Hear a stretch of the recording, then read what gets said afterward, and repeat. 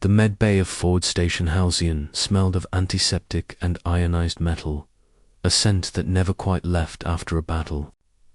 The lights hummed softly overhead, their sterile white glow reflecting off chrome instruments and transparent healing tanks.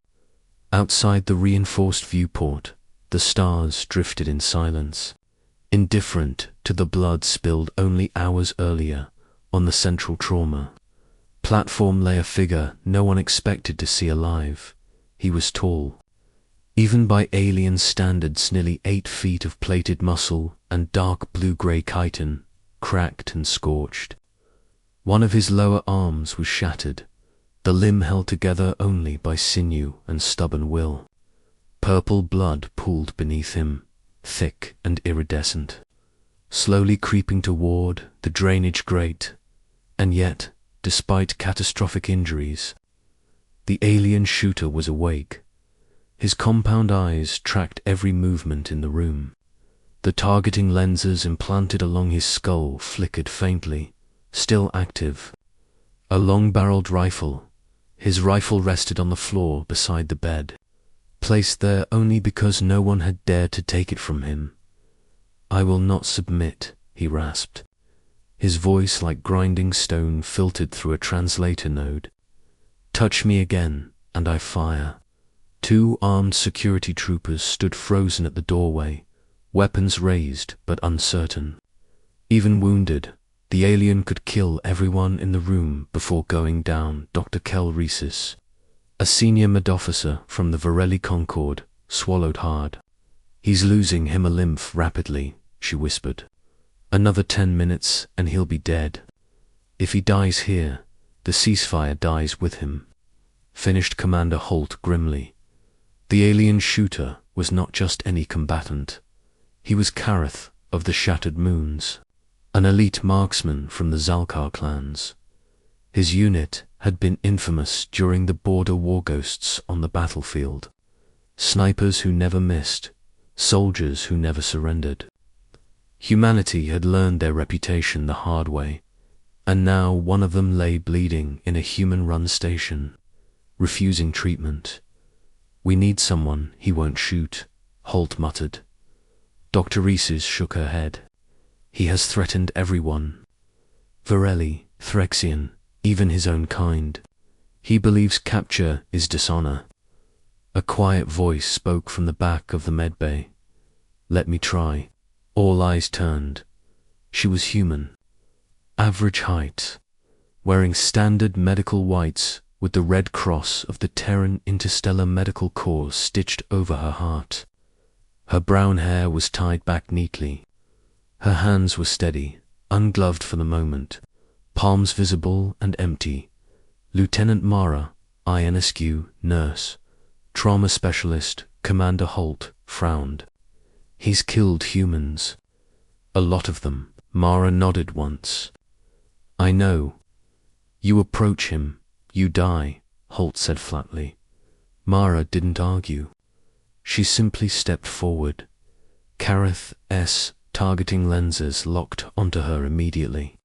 His rifle twitched, barrel rising a fraction of an inch. "Human," he growled. "I warned you." Mara stopped exactly 3 meters from his bed outside immediate strike range, close enough to be heard. She looked at him, not with fear, not with anger, but with something dangerously close to respect. "You're right," she said calmly. "You warned us." She glanced at his shattered arm. "And you're still holding the rifle with perfect trigger discipline. Even injured. That takes training." His eyes narrowed. "Leave," Kareth snapped. "Before I end you, instead of leaving." Mara did something unexpected. She spoke again, but this time, not in Galactic common. Her voice dropped, cadence changing, each word precise. "Red. Wind eastward, 3 clicks. Anchor breath. Count the echoes. 1 shot. No correction." The room went deathly silent. Kareth froze. His rifle slipped from his grasp and clattered to the floor. Slowly, very slowly, he turned, his head to face her fully. Impossible, he whispered. Mara swallowed, but held his gaze. Your unit used that phrase on Caldrus Ridge, she continued, still in the same clipped, coded tone. Final qualification drill. Longest confirmed shot of the war. His translator faltered, struggling to keep up as his breathing grew ragged. Only Red Shard unit knew that code, Kareth said. It was never transmitted, never recorded. I know, Mara replied softly. She took one careful step closer. I was there. Memories crashed into him like orbital bombardment. Caldrus Ridge, acid rain, smoke so thick it burned the lungs. A human medical outpost caught between advancing lines. Red Shard unit had been ordered to eliminate all witnesses before orbital glassing. They had taken the shot. The humans had fought like demons, wounded soldiers dragging themselves forward, medics shielding patients with their own bodies. One sniper nest had taken him hours to silence, and then the medic, a human woman kneeling beside a fallen soldier, refusing to run. Blood on her hands, eyes defiant.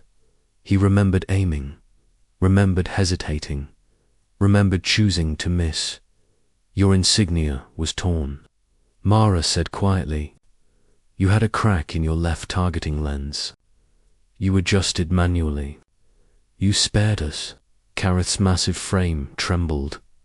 That was weakness, he said hoarsely. I was punished. I know, Mara said. Red Shard unit was dissolved after officially reassigned, unofficially broken. She finally reached the bedside and knelt so they were eye level. You didn't kill us, she said. And because of that, 32 people lived, including me. The alien shooter stared at her as if seeing a ghost. You should hate me, he said. Mara shook her head. I became a nurse because of you.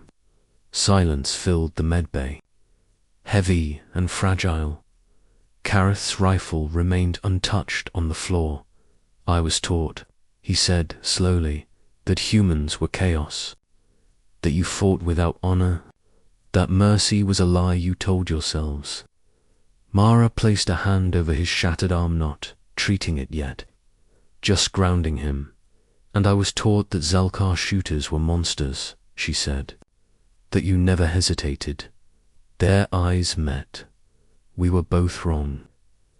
For a long moment, Kareth said nothing.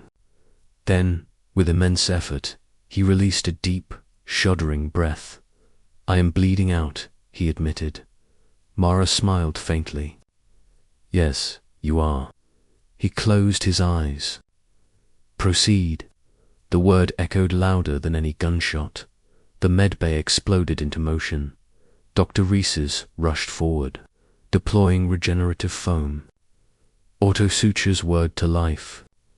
Nanite injectors pierced chitin and flesh alike. Security lowered their weapons, stunned. Mara worked at Kareth's side, her movements precise, confident. She spoke to him continuously, not in code now, but in reassurance, telling him what she was doing, telling him when the pain would spike, telling him when it would fade. At one point, his hand massive and clawed closed weakly around her wrist. You remembered, he murmured. She nodded. I promised myself I would. Hours later, when the crisis had passed and Kareth lay stabilized in a healing tank, Commander Holt approached Mara quietly. What was that code? He asked.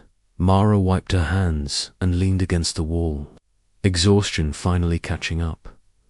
It wasn't just a code, she said. It was a reminder of what... That even in war, she replied, someone is always watching your choices. Through the glass. Kareth opened his eyes, for the first time since the border war. A Zalkar shooter slept without his weapon within reach, and for the first time, the galaxy understood something terrifying and wonderful about humanity. Humans remembered. They remembered mercy shown in the darkest moments. They remembered enemies who chose not to kill. And when the time came, they spoke the code back. Asterisk.